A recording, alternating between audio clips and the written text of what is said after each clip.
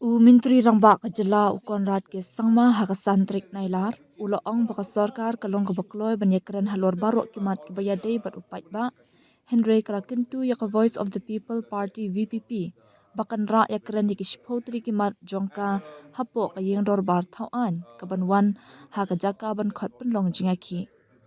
Kani ka jingkan thok kalong kum ka jubab halor ka jingkhot pynlong jong ka VPP ya ka jingat pat ba sya secretariat la syai ka sngi Henry Utarik Nailar ban pen pau persya ya ka jing sngap menti jong ka sarkar halor ki babun ki mat jing dawa jong ka seng.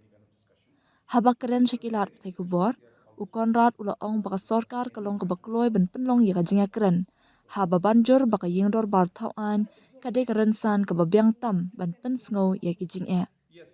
Barabor ngilong bet ki bakloi nakabenta kanu kunu ka jingiakhih. Ha ka riti sen syarpat ba hi yakum kini ki jing e de banyakhih hapo ka Iingdorbar. Bat ka jingalang dorbar kan salong shen ong u Konrad.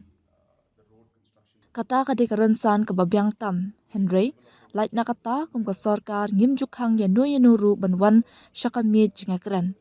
Barabor ngilong ki bakloi banyakhih halor kinu kinu kiman ki bayade bat upat ba. As I said, we have always opened a discussion. We have always mentioned that if there's any issues that are there, we are always ready to discuss any issue. And more importantly, the democratic process that is always followed is that these discussions are held in the assembly, and the session is coming very soon. So therefore, if there are any concerns, that is the correct platform, the right platform to take it up.